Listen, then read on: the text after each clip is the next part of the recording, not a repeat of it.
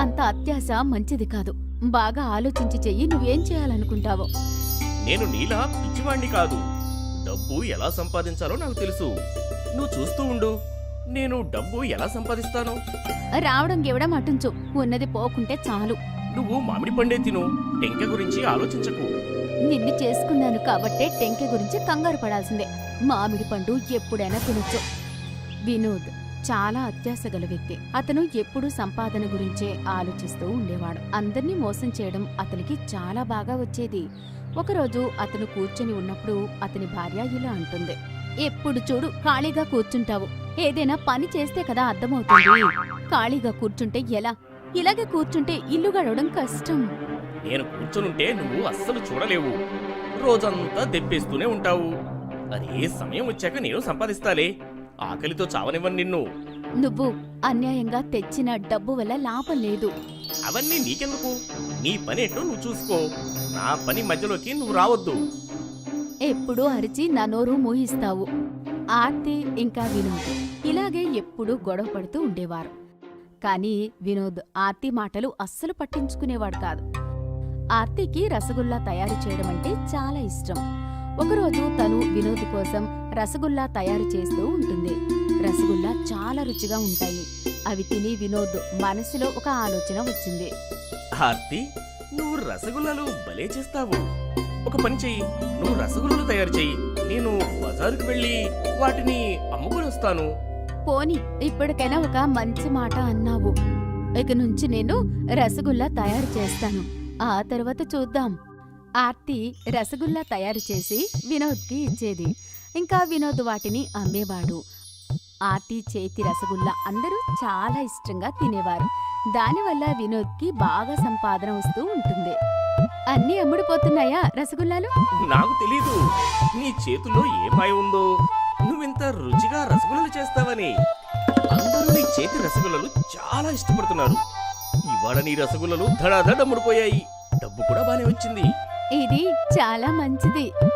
మంచిదే, కానీ ఇందులోని మన లాభం కూడా చూసుకోవాలి. అందరూ రసగుల్లలు ఇష్టపడుతున్నారు కాబట్టి నువ్వు వీటిని చిన్నగా చేస్తే ఎలా ఉంటుంది? అయినా ఎవరికేం తెలుస్తుంది? 4 రసగుల్లలు అయ్యే వాటితో 6 తయారు చెయ్యి. అప్పుడు మనకి 2 రసగుల్లలు లాభం వస్తాయి. మనం ఇలానే లాభం కూడా పొందొచ్చు. అలా చేస్తే రుచి ఉండదు. ఎవ్వరికి ఏమీ తెలియదు. నేనెలా చెప్పానో అలానే చెయ్యి. ఆర్తి ఎంత సముదాయించినా వినోద్ తన మాటలు వినలేదు. ఎక్కువ డబ్బులు సంపాదించాలి అన్న ఆశతో రసగుల్లా సైజ్ తక్కువ చేస్తాడు. ఇంకా పాకం కూడా నీళ్లలా చేయిస్తాడు. నేను చెప్పా కదా, ఎవ్వరికి ఏమీ తెలియదని. చూడు, సైజ్ చిన్నగా ఉంది, లాభం కూడా మనకొచ్చేసింది. ఇంకా ఎవ్వరికీ తెలియదు కూడా. దాన్నే తెలివి అంటారు. వినోద్ అలానే జనాలను మోసం చేసి రసగుల్లాలు అమ్మేవాడు. ఒకరోజు ఆర్తి స్నేహితురాలు సుమన్ తన భర్త ప్రకాష్తో కలిసి ఆర్తి ఇంటికి వస్తుంది.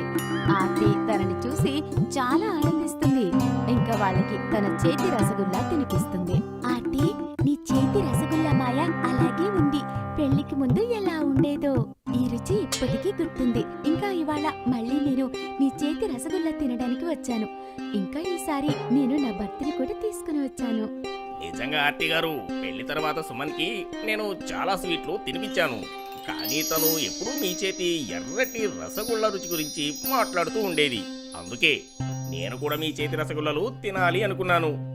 ఇంకా ఫైనల్లీ మీరు దొరికారు. మీ చేతి రసగుల్లా కూడా. ఇదంతా మీ అభిమానం. సుమన్ ఇంకా ప్రకాష్ చాలా ఇష్టంగా రసగుల్లాలు తింటారు. రసగుల్లా తింటూ తింటూ ఒక్కసారిగా ప్రకాష్ నిలబడతాడు. ఏమైంది? ఎందుకు అలా నిలబడ్డావు? ఏమైనా గుర్తొచ్చిందా? హా సుమన్, వచ్చే వారం మన కూతురి బర్త్డే పార్టీ ఉంది కదా.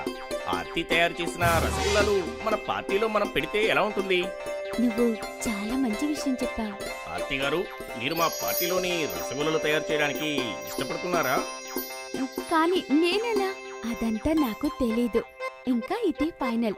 మా పార్టీకి రసగుల్లా నువ్వే తయారు చేయాలి. ఇంకా టైంకి తయారయ్యి పార్టీకి కూడా రావాలి. పార్టీ ఎక్కడ, సమయం ఏది అనేది నేను నీకు త్వరలో చెప్తా. ఆర్తి అది విని చాలా ఆనందిస్తుంది. అప్పుడే అక్కడికి వినోద్ వస్తాడు. ఇంకా ఆర్తి ఆ విషయమంతా వినోద్కి చెప్తుంది. వినోద్ అది విని చాలా ఆనందిస్తాడు. చూడు వినోద్, ఇది నా ఫ్రెండ్ పార్టీ. అందులో నువ్వు ఏదో ఒక పిసినారితనం చేయడం నాకు ఇష్టం లేదు. జీవితంలో మొదటిసారి నాకు నా పనికి గుర్తింపు వచ్చింది. నీ వల్ల అది అస్సలు పాడవకూడదు. ఆర్తి నల్ల రసగుల్లా చేసి వంటగదిలో పెడుతుంది. వినోద్ అతని తెలివి చూపించి గాలి నింపే పంపు తెచ్చి ఆ రసగుల్లాలో నింపుతాడు. అప్పుడే పక్కింటి ఒక వ్యక్తి వినోద్ అక్కడికి వస్తాడు. వినోద్ ఆ పంపు వదిలేసి వెళ్ళిపోతాడు. ఇంకా రసగుల్లాలో గాలి నిండుతూ ఉంటుంది. రసగుల్లా చాలా పెద్దగా ఉంటుంది. ఆర్తి వంటగదిలోకి వెళ్ళి ఆ పెద్ద రసగుల్లాని చూసి ఆశ్చర్యపోతుంది. ఇంకా చాలా గట్టిగా అరుస్తూ ఉంటుంది. అరే, ఇంత పెద్ద రసగుల్లానా? అసలు ఏం జరుగుతోంది? ఏమైంది? ఎందుకు వస్తున్నావు? నేను చిన్న రసగుల్లాలు కదా చేశాను. మరి ఇంత పెద్ద రసగుల్లా ఎలా వచ్చింది? ఇది నా తప్పు. నేను వాటిని పెద్దగా చేద్దామని ఆ పంపు పెట్టాను. ఇంకా దాన్ని బయటకు తీయడం మర్చిపోయా.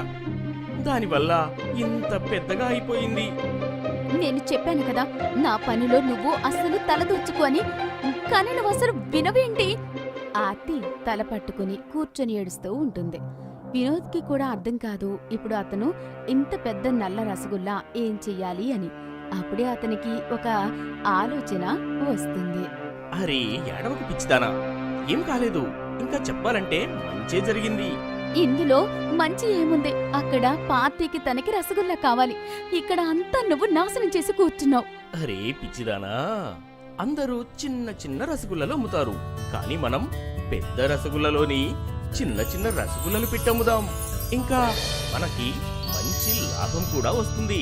ఏమంటావు? నువ్వు సరిగ్గా చెప్పావు. పెద్ద రసగుల్లా లోపల ఉన్న చిన్న చిన్న రసగుల్లాలంటే పిల్లలకి కూడా ఇష్టం. వినోద్ ఇంకా ఆర్తి అలానే చేస్తారు. అందరికీ అలా పెద్ద రసగుల్లా లోపల చిన్న చిన్న రసగుల్లా చూసి చాలా ఆనందపడతారు. అందరూ వాళ్ళ పార్టీలలో ఇలాంటి పెద్ద రసగుల్లా పెట్టించుకున్నారు.